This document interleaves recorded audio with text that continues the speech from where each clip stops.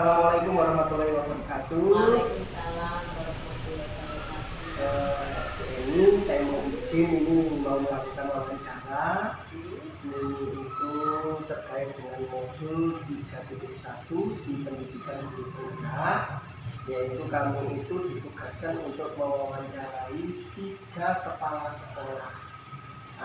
Tujuan wawancara ini nanti biar kami belajar bagaimana cara pengambilan keputusan yang tepat.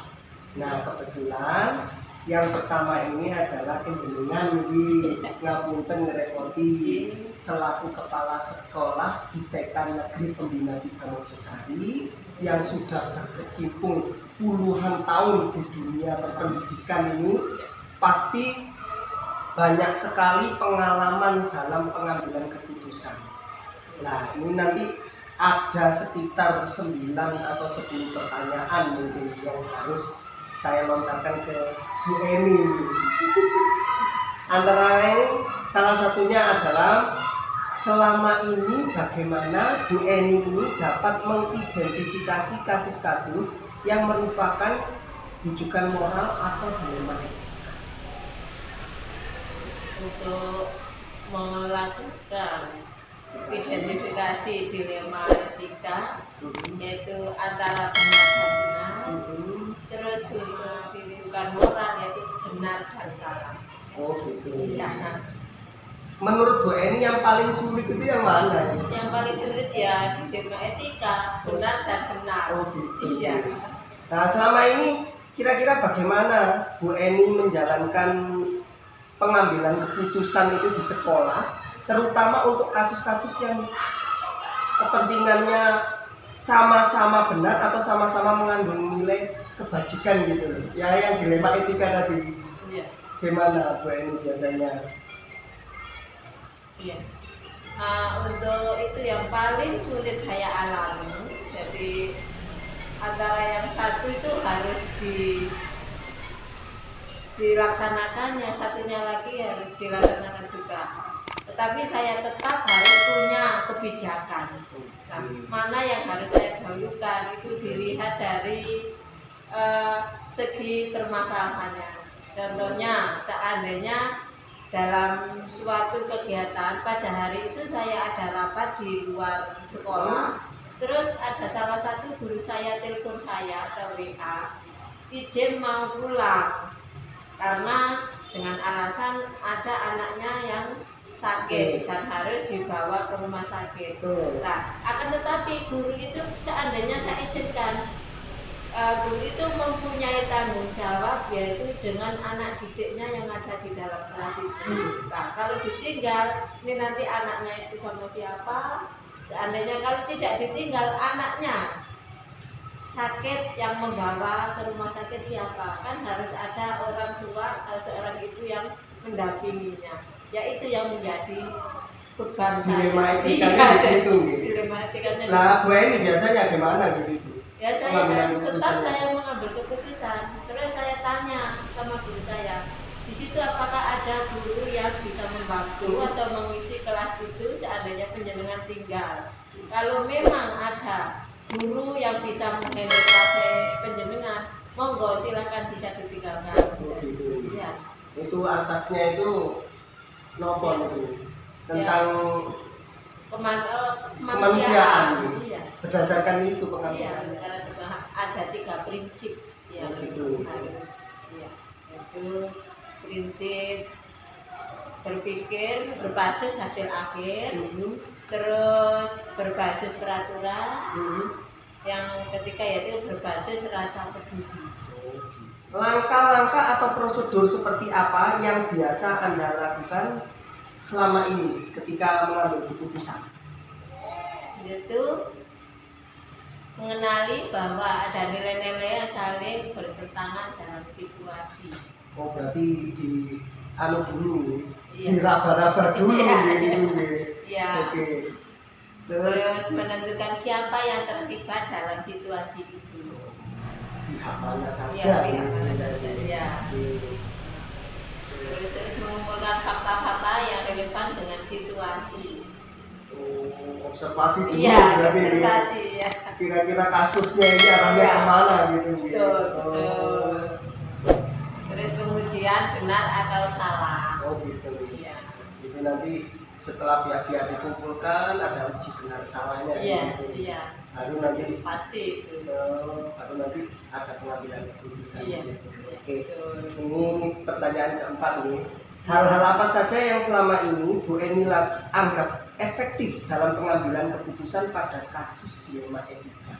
Nah, ini kita kembali ke jawaban yang nomor 2 tadi. Nomor 2 tadi nomor. Satu, berpikir berbasis hasil akhir. Oh, itu prinsip itu berarti ini. Iya, prinsip. Oh, itu efektif ya dari Iya, situ ya. iya. Hasil akhir terus. Iya. Terus berbasis peraturan. Mhm. Yang terakhir berbasis rasa peduli. Jadi 3 itu yang selalu. Iya. Oke. Nomor 5 ini ada pertanyaan unik lagi nih Bunda Eni. Iya. Hal apa saja yang selama ini merupakan tantangan dalam pengambilan keputusan dalam kasus-kasus dilema ini? Pasti ada tantangannya nih Bu Eni. Soalnya benar apa benar. Iya. Terus pasti berkecamuk di sini. Iya, iya, betul. Nah, itu yang bertentangan itu harus apa ya? Sebenarnya dua-duanya kan harus Sebenarnya sama-sama benar. Iya, sama-sama Iya. benar, dan saya harus bisa Memilih salah salah satu. satu. Ya, itu salah satu harus saya pilih karena dua-duanya benar. Bingung juga ini Pak. Di situ nih. Iya, bingung juga. Ya, itu makanya Tapi dilema iya, ini. dilema itu. Tapi saya tetap apa ya, beranggapan harus ada salah satu yang saya Pilih. iya. Yang mengambil keputusan itu meskipun sulit, Tetap harus saya memberi keputusan gitu Iya. ya. Bahkan ada salah satu yang saya korbankan. Oh itu tantangannya itu Iya, ya. Tantangannya seperti Tantangannya itu nggak bisa menyenangkan. dua-duanya. Jadi salah Ya, satu salah ini satu harus dikorbankan. ada yang gelo gitu Iya, ya kalau iya. bahasa Jawa ya. Iya, betul.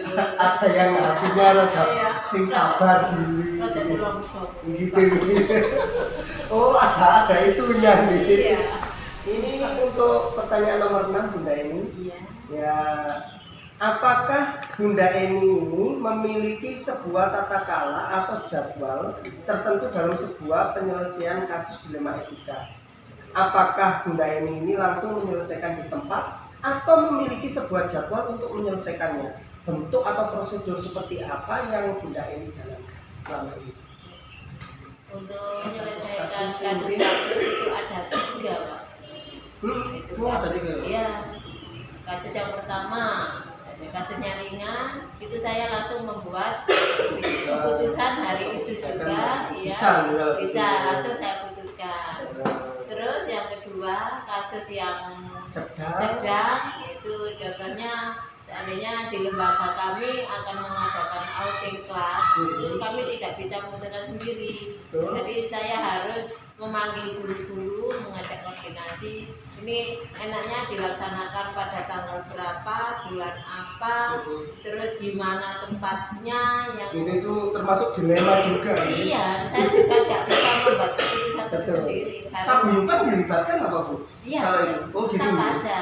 Ya, soalnya nanti paguyuban kan juga ikut. Oh gitu. Iya, Untuk pemilihan lokasi itu biasanya kan ribet banget. Iya, betul. Oh, ini saya pernah kesini, Iya, yang satunya iya. nggak pernah gitu kepengen Iya, misalnya gitu. ingin kesini. Jadi ada musyawarah untuk mengambil Iya. keputusan di Iya, situ.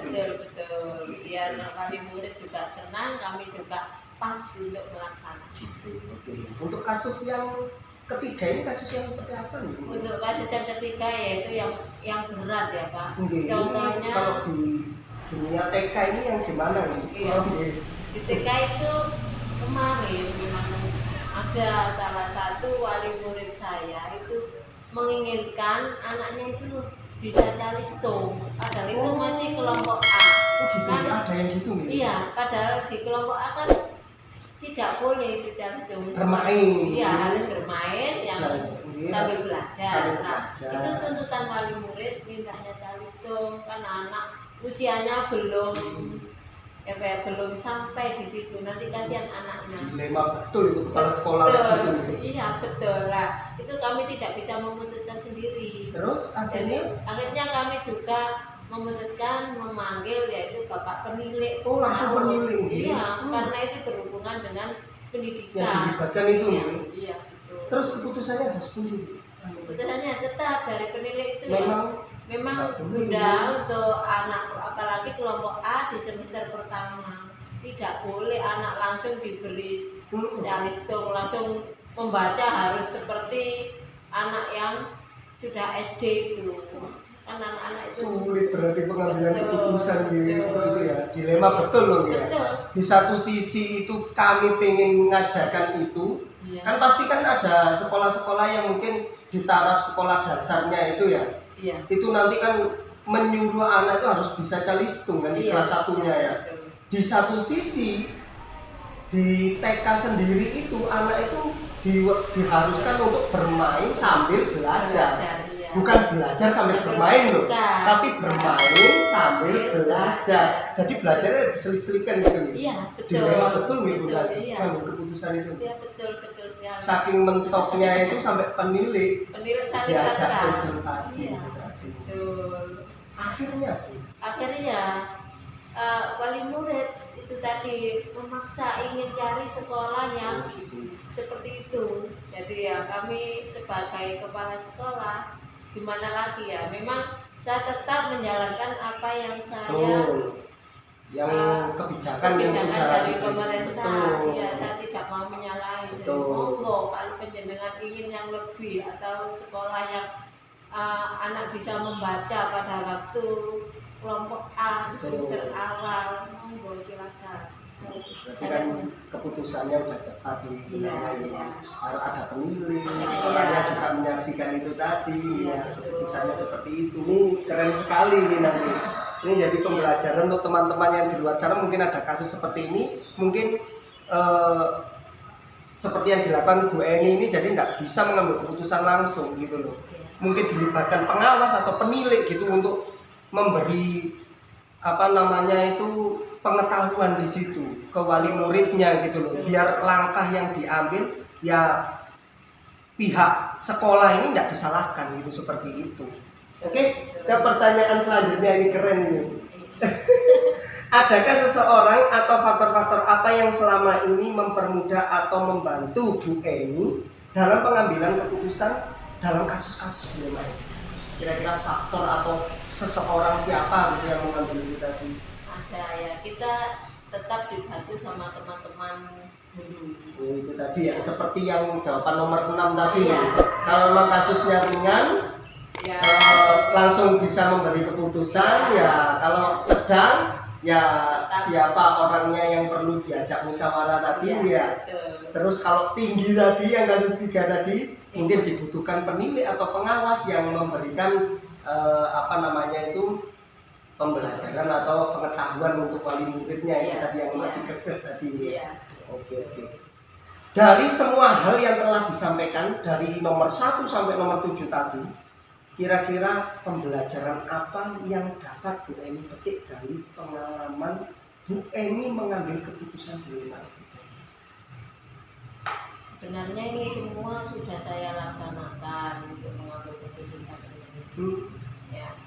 Terus saya juga senang dengan adanya CGB di lembaga kami, karena bisa untuk menambah kemajuan di lembaga kami. Gitu, kolaborasi, ilmu baru masuk gitu. Iya, betul. Saya senang sekali ada guru kami yang jadi calon guru penggerak ini. Betul. Jadi kayak ilmu-ilmu dilema etika, bujukan moral seperti ini kan sudah lama berkecimpung di dunianya Bunda Eni ini. Tapi bisa memperkuat gitu ya. Nantinya dalam pengambilan keputusan intinya bisa lebih baik gitu. Seperti itu. Oke, Bunda Eni, ada satu pertanyaan ini terakhir. Kira-kira dari 3 prinsip tadi, yang pertama itu hasil akhir, yang kedua peraturan, yang ketiga rasa peduli. Yang sesuai, yang sering Bunda Eni lakukan dalam pengambilan keputusan, ngambil prinsip yang mana? Di antara pasti ada yang paling sering dilakukan. Yang paling sering saya lakukan yaitu hasil akhir, prinsip hasil akhir dan prinsip rasa peduli. Oh gitu. Bisa. Nek peraturan ini jarang. Ya, sesuai dengan kondisi. Oh gitu. Oke, terima kasih Bunda Eni atas waktunya. Mudah-mudahan ini menjadi apa ya namanya pengalaman untuk saya selaku guru juga ya. Nanti ini bisa saya implementasikan mungkin nanti di kedepannya saya bisa memimpin seperti Bunda Eni. Jadi saya sudah dapat ilmunya. Terima kasih sudah berbagi praktik baiknya untuk kami. Mudah-mudahan ini nanti bisa bermanfaat untuk teman-teman guru, terutama CGP, calon guru penggerak yang ada di seluruh Indonesia nih. Dalam pengambilan keputusan ini versinya Bu Eni selaku Kepala TK Negeri Pembina 3 Mojosari. Nah, pengalaman beliau ini juga selaku Ketua IGTKI Kecamatan Mojosari. Nah, dari pengalaman praktik baik beliau bisa kita ATM, kita amati, tiru dan modifikasi nantinya. Oke, salam guru penggerak. Terima kasih. Wassalamualaikum warahmatullahi wabarakatuh.